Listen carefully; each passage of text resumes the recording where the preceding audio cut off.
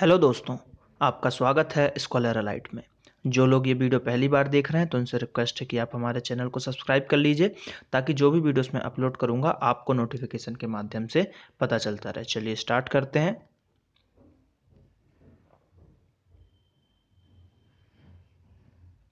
आज मैं आपको इस वीडियो में हिंदी भाषा वस्तुनिष्ठ का जो मैंने सीरीज चालू की है उसका पार्ट 4 बताने जा रहा हूँ।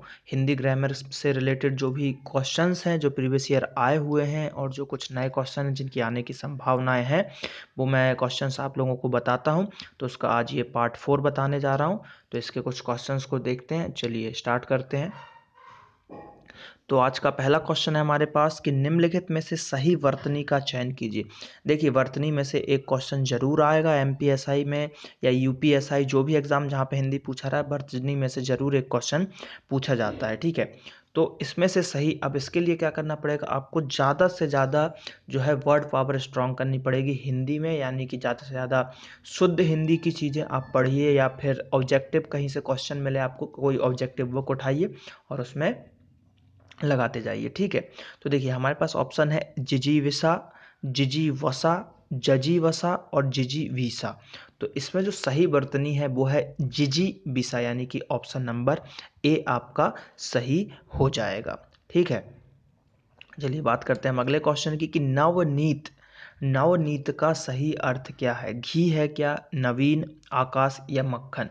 तो देखिए नवनीत नाम से आप, इसका जो आंसर है वो बहुत ही अलग है। आपने सोचा भी नहीं होगा कि वो हो सकता है। नवनीत का मतलब ऐसे मेनली अगर नवनीत का हम मतलब देखें तो नया निर्माण हुआ, इस तरीके से लगा सकते हैं, लेकिन ये सब नहीं है। इसका आंसर होगा मक्खन। नवनीत का मतलब होता है मक्खन, मक्खन इसका सही अर्थ होगा। अगले क्वेश्चन की तरफ देखते हैं, यथासाध्य में कौन सा समास होगा। तो देखिए द्वंद्व समास है हमारे पास, अव्ययी भाव समास है, तत्पुरुष समास है और बहुब्रीहि समास है। तो देखिए यथासाध्य को अगर आप देखें तो इसमें क्या होगा कि यथा, अगर साध्य हट जो है यथा और साध्य को अलग अलग कर दिया जाए तो इसमें यथा, देखिए मैंने जब समास पढ़ाया था आपको तो अव्ययी भाव समास में बताया था कि कुछ वर्ड आपको याद रखना पड़ेगा जिसके लगते ही वो चीज़ जो है अव्ययी भाव समास में आ जाता है। तो वो यथा एक वैसा ही वर्ड है। इसमें क्या है कि अव्ययी भाव समास में क्या होता है कि प्रथम पद जो है प्रधान होता है, तो इसमें यथा लग गया और प्रथम पद प्रधान हो गया, तो इसलिए इसका आंसर हो जाएगा अव्ययी भाव समास। तो यथा साध्य याद रखिएगा, यथा जहाँ भी लगेगा तो वो अव्ययी भाव समास के अंतर्गत आएगा। अगले क्वेश्चन की तरफ बढ़ते हैं। तो यहाँ पे नेक्स्ट क्वेश्चन है हमारे पास कि प्राचीन का विलोम क्या है। अप्राचीन, अर्वाचीन, अति प्राचीन या पराप्राचीन। तो देखिए प्राचीन शब्द का जो है आपका विलोम वो आता है अर्वाचीन के अंतर्गत। ये सब चीज़ें देखिए आपको याद करना पड़ेगा, इसलिए मैं बोल रहा हूँ ज़्यादा से ज़्यादा ऑब्जेक्टिव क्वेश्चंस को लगाइए। ठीक है, चलिए बात करते हैं अगले क्वेश्चन की कि यक्षशाला में निम्न में से कौन सा समास होगा। द्वंद्व समास होगा या तत्पुरुष समास, कर्मधारय समास या अव्ययी भाव समास। तो यक्षशाला इसमें जो होगा तत्पुरुष समास होगा। क्यों होगा, अगर इसको आप समास विग्रह करें तो होगा यक्ष के लिए शाला। क्या होगा, यक्ष के लिए शाला। तो इसमें जो है तत्पुरुष समास हो जाएगा। तो जिन लोगों को समास नहीं समझ में आ रहा है तो मेरे इस वीडियो के डिस्क्रिप्शन लिंक में आपको हिंदी की प्लेलिस्ट दी हुई है, उसमें से आप समास वाला वीडियो देख लीजिए, आपका समास जो है पूरा क्लियर हो जाएगा। चलिए तो बात करते हैं हम अगले क्वेश्चन की कि मनुष्यता का विपरीतार्थ क्या होगा। अमनुष्यता होगा, क्रूरता होगा, बर्बरता होगा या आदि मानवता होगा। तो मनुष्यता का जो विपरीतार्थ होता है वो होता है बर्बरता। अब आपने कभी कभी अगर सुना होगा, अगर हिंदी में ज़्यादा आप दिलचस्प रहे होंगे, दिलचस्पी रही होगी आपकी, तो आपने सुना होगा कि बोलते हैं कि यार ये मनुष्य बहुत ही बर्बर टाइप का है, बर्बर हो गया है। ठीक है, तो बर्बर यानी कि जो मनुष्यता का विपरीत हो जाएगा। ठीक है, तो ये आपने मेनली अगर आपने कुछ हिंदी नॉवेल पढ़े होंगे तो उसमें आपको इसका एग्जाम्पल जरूर मिलेगा। तो इसका आंसर होता है बर्बरता। ठीक है, नागर का पर्यायवाची क्या होगा। नगर होगा क्या, ढोल, चतुर या नगरवासी। तो नागर का जो पर्यायवाची होता है वो होता है आपका नगरवासी। कौन सा, नगरवासी, यानी कि ऑप्शन नंबर डी आपका सही हो जाएगा। बात करते हैं अगले क्वेश्चन की कि भारतीय संविधान में हिंदी को क्या कहा गया है। तो देखिए भारतीय संविधान में हिंदी की बात करें तो राष्ट्रभाषा नहीं कहा गया है, देश भाषा भी नहीं कहा गया है। देवभाषा तो संस्कृत को हम बोल सकते हैं, देवभाषा संस्कृत होती है, और राजभाषा लेकिन इसको कहा गया है। क्या कहा गया है? राजभाषा इसको कहा गया है। लेकिन कुछ लोग बोलते हैं कि राष्ट्रभाषा भी हिंदी को बोलते हैं। लेकिन एक बार आरटीआई लगाई गई थी, उससे ये पता चला था कि हिंदी को जो है राष्ट्रभाषा, हमारी भारत की कोई भी राष्ट्रभाषा नहीं डिक्लेयर है, लेकिन हिंदी को हम लोग मानते हैं। ठीक है, तो मानते हैं हम लोग, लेकिन ऑफिशियली कहीं डिक्लेयर नहीं है कि हिंदी जो है हमारी राष्ट्रभाषा है। ठीक है, लेकिन राजभाषा हिंदी को कहा गया है। तो आंसर हो जाएगा सी, राजभाषा। अगले क्वेश्चन की तरफ बढ़ते हैं। देखिए, ये जो है अलंकार के ऊपर क्वेश्चंस आ रहे हैं। जल्द ही मैं आप लोगों को अलंकार और छंद, ये दो टॉपिक के वीडियो अपलोड हो जाएंगे जल्द से जल्द। ठीक है, तो पहले यहाँ पे भी मैं थोड़ा सा आपको समझा दूंगा। अब देखिए यहाँ पे क्वेश्चन देखिए क्या है हमारे पास, कि ध्वनिमयी करके गिरी कंदरा, कलित कानन केली निकुंज को। ठीक, ये एक दिया हुआ है और इसमें पूछा कौन सा अलंकार है। अब ऑप्शन देखिए, छेकानुप्रास, वृत्यानुप्रास और लाटानुप्रास। ठीक है, और यमक अलंकार। ठीक है, तो अनुप्रास अलंकार के ये तीन टाइप दिए हुए हैं, छेकानुप्रास, वृत्यानुप्रास और लाटानुप्रास। ठीक है, अब क्या होता है इसमें कि एक ही वर्ड की अगर बार बार आपका जो है रिपीटेशन होता है तो वहाँ पे जो है अनुप्रास अलंकार होता है। तो यहाँ पर लेकिन कौन सा है, यहाँ पर है आपका वृत्यानु जो है प्रास। इसमें क्या होगा देखिए मैं आपको बताता हूँ कि जैसे देखिए इसमें ऊपर वाले में देखिए कौन से वर्ड की सबसे ज़्यादा वो हो रही है, ध्वनिमय कर, क आया फिर के आया, यानी कर के गिरी कंदरा, फिर से तीसरा आया, फिर कलित में का आया, फिर इसमें का आया, फिर इसमें का आया, फिर इसमें का आया, यानी कि 6-7 बार का आया है ना। तो इस तरीके से जो है आपका ये रिपीटेशन जो है चल रहा है। ठीक है, तो इस तरीके से ये चलता जाएगा। ठीक, तो अब मैं आपको एक चीज़ बता रहा हूँ कि जब अलंकार का मैं वीडियो आपको बताऊंगा तो उसमें जो है ये पूरा डिटेल से विथ एग्जाम्पल मैं आपको और क्लियर करूंगा। ठीक है, तो क्योंकि अभी अगर यहाँ पे मैंने पूरा अलंकार आपको समझाया तो जो है ये वीडियो बहुत ही बड़ा हो जाएगा, तो इसलिए इसको हम यहाँ पे स्टॉप करते हैं। जैसे ही जल्द से जल्द अलंकार का पार्ट आएगा उसमें मैं आपको बहुत डिटेल से, तो अभी आपको याद रखना है कि इसमें जो है वृत्यानुप्रास अलंकार होता है। ठीक है, राजभाषा आयोग के अध्यक्ष कौन थे?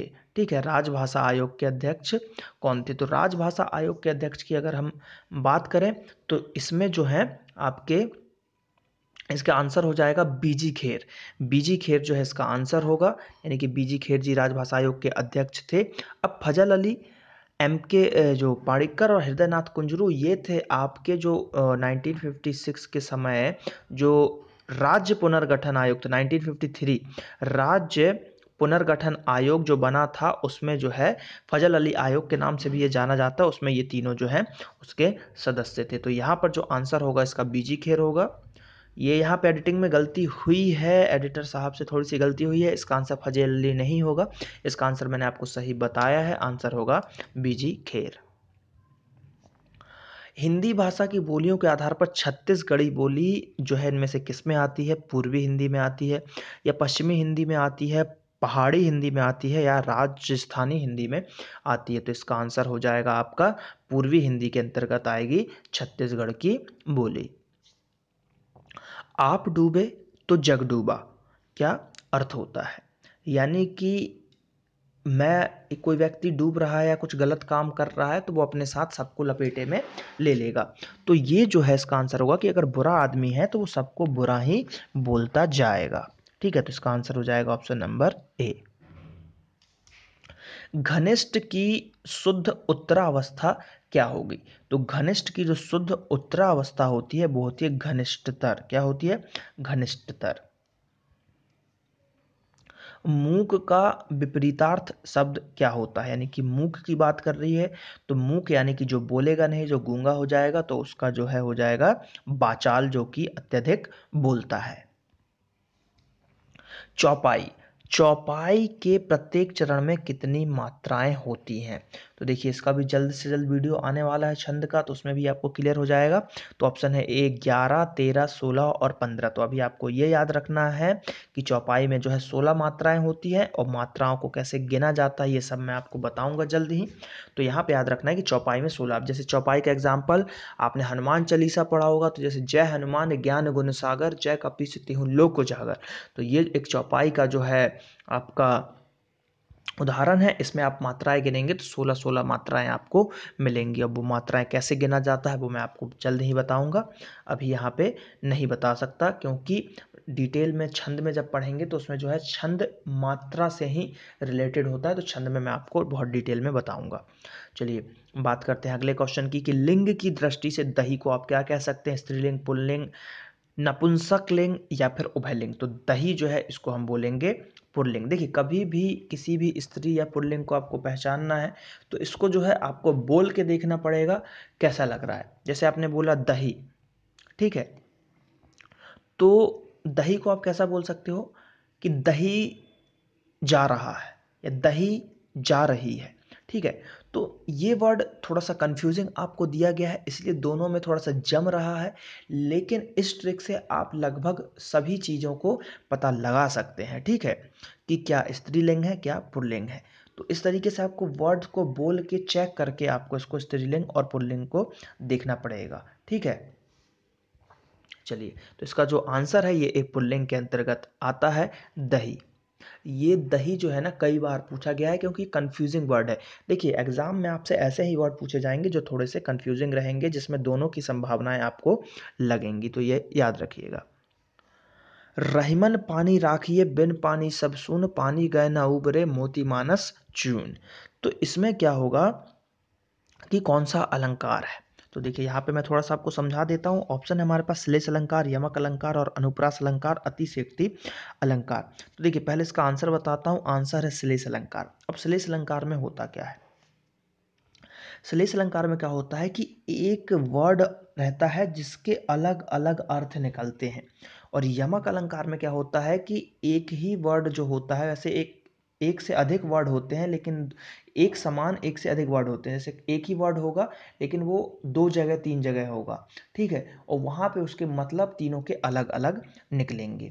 तो इसमें श्लेष अलंकार कैसे है? रहीमन पानी राखिए बिन पानी सब सून, पानी गए न उबरे मोती मानस चून। तो इसमें देखिए पहले वाला रहीमन पानी राखिए, पहले पानी का कोई अर्थ नहीं है, दूसरे पानी का भी जो है कोई अर्थ यहाँ पर नहीं है, लेकिन पानी गए ना उबरे मोती मानस चून, तो यहाँ पर जो ये वाला पानी आया, तो इस पानी का जो है एक वर्ड है ये पानी। अब इसका मतलब क्या है? इसके 3 मतलब होते हैं। देखिए एक तो नॉर्मल पानी मतलब पानी, दूसरा मोती मानस चून।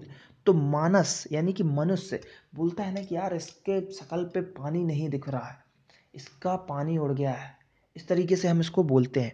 तो इसमें क्या होता है कि इज्जत, एक तरीके से इज्जत, पानी पड़ गया है क्या, ऐसा बोलते हैं ना, उदासी में रहता मुंह पे पानी पड़ गया है, यानी कि इज्जत से रिलेटेड भी जो है इसका अर्थ होता है। और दूसरा अर्थ होता है चमक। इसका एक अर्थ चमक भी होता है, जैसे मोती की चमक अगर चली जाए तो कोई मतलब नहीं है उसका, ठीक है। ऐसे ही आदमी की इज्जत चली जाए तो उसका भी कोई अर्थ नहीं है, और एक पानी। तो ऐसे 3 होते हैं, तो इसलिए एक वर्ड का जो है 3 अलग अलग अर्थ निकल रहा है, इसलिए श्लेष अलंकार होगा। वहीं यमक अगर होता तो यमक का एग्जाम्पल बहुत ही अच्छा है, कनक कनकते 100 गुनी, मादकता अधिकाय या खाए बोराए नर वो पाए बोराए। तो इसमें क्या होगा कि कनक कनकते 100 गुनी बोला जा रहा है, तो कनक कनक 2 बार आ रहा है, तो एक बार कनक का मतलब सोना होता है, एक बार कनक का मतलब होता है धतूरा। यानी कि एक बार आदमी को अगर बहुत सोना मिल जाए तो भी वो पागल हो जाएगा, और एक को खा लेता है यानी कि धतूरे को खाने के बाद भी नशे से धुत वो पागल हो जाएगा, इसका अर्थ होता है इस तरीके से। तो और जब हम अलंकार पढ़ेंगे तो उसको हम डिटेल में पढ़ेंगे, ठीक है। तो यहाँ पे इसका आंसर है श्लेष अलंकार। चलिए अगले क्वेश्चन की तरफ बढ़ते हैं कि निम्नलिखित में से कौन सा आकाश का पर्यायवाची नहीं है? तो देखिए आकाश का पर्यायवाची नहीं है आपका अंबक, यहाँ पर जो है होता है व्योम, नभ और अनंत, ये तीनों आकाश के एग्जाम्पल हैं, लेकिन अंबक नहीं है। अंबक जो है आंख का आपका जो है पर्यायवाची हो जाएगा, आंख का पर्यायवाची, ठीक है। चलिए बात करते हैं हम अगले क्वेश्चन की कि ईदगाह कहानी के रचनाकार हैं। तो ईदगाह लगभग सभी लोग जानते होंगे किसकी है, तो ये है मुंशी प्रेमचंद्र जी की। किसकी है? मुंशी प्रेमचंद्र। अगले क्वेश्चन की तरफ बढ़ते हैं कि कुंद इंदु सन देह उमा रमन वरुण अमन कौन सा अलंकार है? श्लेष अलंकार है, उपमा अलंकार है, अनुप्रास अलंकार है, रूपक अलंकार है। तो देखिए इसमें श्लेष अलंकार होगा नहीं, इसका आंसर है उपमा अलंकार। वो क्यों है बता देता है। उपमा अलंकार में क्या होता है कि किसी की जो है तुलना की जाती है। तो इसमें क्या किया जा रहा है कि कुंद की तुलना देह से की जा रही है। कुंद, यहाँ पे कुंद का मतलब है आपका कुंदन यानी कि सोना, गोल्ड, और इसका जो है देह, देह यानी कि आपके शरीर से बात की जा रही है। तो कुंद की तुलना जो है शरीर से हो रही है कि जो रमन अमन है इनका जो है शरीर कुंद इंद्र सन मतलब इनकी तरह चमकता है, ऐसा बोला जा रहा है। तो इसमें इसकी तुलना की जा रही है, मतलब इसमें उपमा हो रहा है, तो उपमा अलंकार इसका आंसर हो जाएगा। चलिए बात करते हैं अगले क्वेश्चन की। यहाँ पर क्वेश्चंस हमारे समाप्त हुए। आज इस पार्ट में मेरे लिए अलंकार के क्वेश्चन ज़्यादा डाले गए थे। ठीक है, तो जल्द ही अलंकार और छंद के वीडियो आएंगे, थोड़ा सा और इंतजार कर लीजिए। और तो अब आप क्या कीजिए कि चैनल को सब्सक्राइब कीजिए। और आप सभी लोगों का बहुत ही धन्यवाद, क्योंकि आप लोगों के प्यार के कारण, आप लोगों के इतना चैनल को पसंद करने के कारण आज चैनल के 2 लाख सब्सक्राइबर हो चुके हैं। जल्द ही मैं चाहूँगा कि आप लोग इसको 3 लाख 4 लाख और आगे तक बढ़ाएं। तो ज़्यादा से ज़्यादा चैनल को सब्सक्राइब कीजिए। ऐसे ही मैं आपके लिए एजुकेशनल वीडियोस फ्री लाता रहूँगा। तो ज़्यादा से ज़्यादा चैनल को सब्सक्राइब कीजिए। फेसबुक पेज को भी लाइक कीजिए, जो है www.facebook.com/scholaralite, इसको भी लाइक कीजिए। और यहाँ पर नेक्स्ट और प्रीवियस वीडियो की आप लिंक देख पा रहे होंगे, तो उस पर क्लिक करके आप नेक्स्ट और प्रीवियस वीडियो को देखिए। और चलिए मिलते हैं जल्द ही अगले पार्ट में। Thank you.